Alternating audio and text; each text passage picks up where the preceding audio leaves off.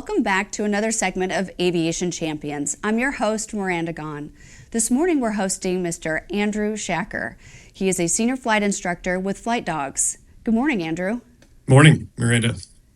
Thank you so much for joining us. So, senior flight instructor, that's impressive. Tell me how you got there. Yeah, well, when I was young, I liked looking at airplanes and lived near the approach path of San Jose International.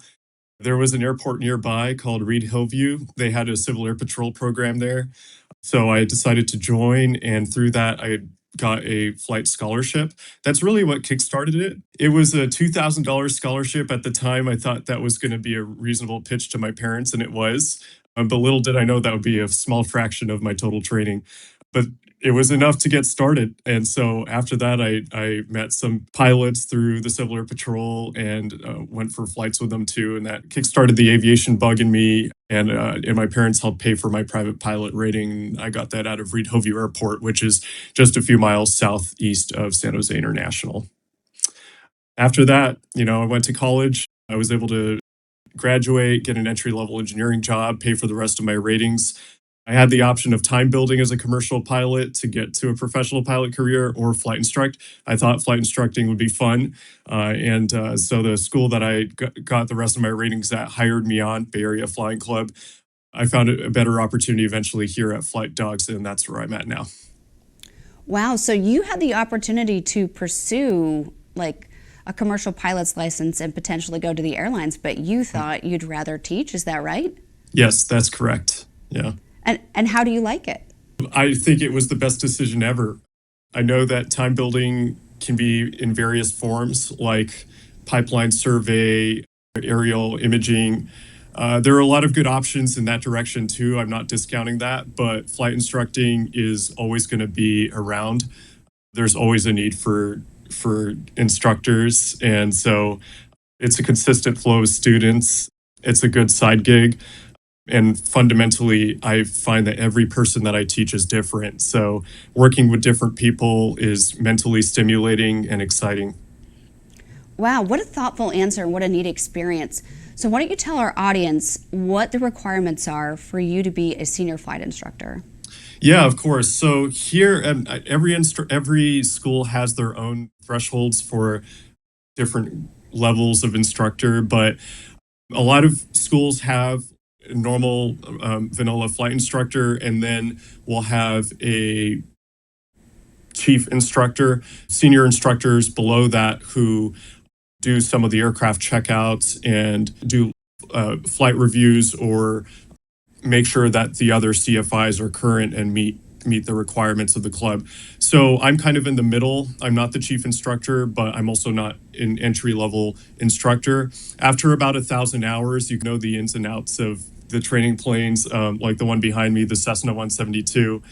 And at that point, it's time to take on some extra leadership. So here at Flight Dogs, that means basically doing aircraft checkouts, helping to manage some of the club administration a little bit, helping new CFIs get on board, showing them the ropes and how to basically be a good instructor. Wow. Well, I love hearing the word leadership. That's great. I think that can be very rewarding. Why don't you tell us about, or if you don't mind sharing, one of the most challenging and perhaps one of the most rewarding experiences you've had in your aviation career so far? Yeah, of course. So one of the most challenging for sure is getting a student up and ready for their final check ride or their final test. And that's also exciting at the same time, but it's not quite, that excitement isn't clocked at the same time as the challenge is, right? Because the challenge is building up to the test, and then it's after the test that you get the result, and that's the exciting part. So I've had the fortune of having good instructors along the way in my training that have taught me good habits and helped me to really develop the skills that I have today as an instructor. So currently I maintain a 100% first-time student pass rate with my students. And, it's a cycle, right? And so seeing my students finish, that's the exciting part. and getting their certificate. But along the way, I would say, especially the 2 weeks prior to the test, where the students spending probably most of their time outside of sleeping and any jobs that they work at the airport, either flying or doing ground. That's the challenging part, is making sure they understand and meet all the regulations required in the way of flight proficiency, in the way of aeronautical knowledge, endorsements, etc.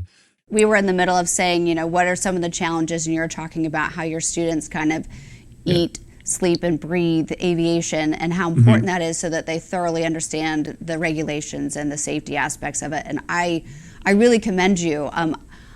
With the Army aviation background myself, safety is paramount in that culture, and so I really respect and appreciate other aviators who share the same. So let me ask you, what advice would you give someone who is interested in pursuing a career in aviation, particularly flying? Yeah, a great question, Miranda. I would say that the most important trait in learning is to be humble. And that goes towards being patient as well. For one thing, the industry is cyclical, so it's very hard to predict whether you're going to get a job or not at 1,500 hours. You might still be building a lot of time before you get to your dream job in aviation. But also, it goes down to a mindset thing where if you start to rush, or you're focused on hitting the minimum required hours for a rating, then you're motivated by something else besides quality learning. And this is something I sometimes find students fall into the trap of, which is either counting their hours and taking that as a fraction of the minimum required time, or trying to economize on cost by saying, oh, I'm only going to do this once a week. And that becomes a problem because students are no longer learning at a pace that is most suitable for them, in the sense that they might end up forgetting things, or they might be going too quickly for them to actually absorb everything that they're learning. So I actually made that mistake early on in training. I was definitely motivated to just finish. And so I took my training and just ran with it as fast as I could, in terms of scheduling back-to-back sessions and really trying to pump it out as fast as possible. But that could be a problem because there's just not enough time to absorb all that. So that's something I find when I meet a student. I tell them, I'm going to sign you off when you're ready, whether that's at the 40-hour minimum requirement or at 100 hours, more than double that. Well, I love that answer. That is such a thoughtful answer, and I can tell you that rings true for me and my experience in aviation as well. Being patient and being humble. Gosh, I love that answer. Thank you so much. So last thing for us, unfortunately we don't have a lot of time, but what's next for you, briefly? Honestly, flight instructing is going to be there probably my entire life. Obviously, multi-time and turbine time are a plus, but you can actually get that flight instructing. I actually had a client reach out last week who's interested in getting proficient in their Piper Seneca, which is a twin piston airplane. And so it opens up a lot of opportunities. So I'll probably end up continuing to instruct even as I pursue another professional career.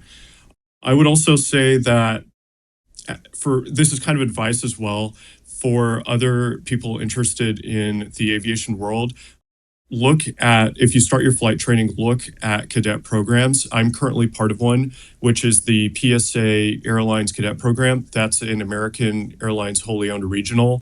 By doing that program, you're getting mentorship and you're going through some interviews as well to help prepare you for an airline career. Okay.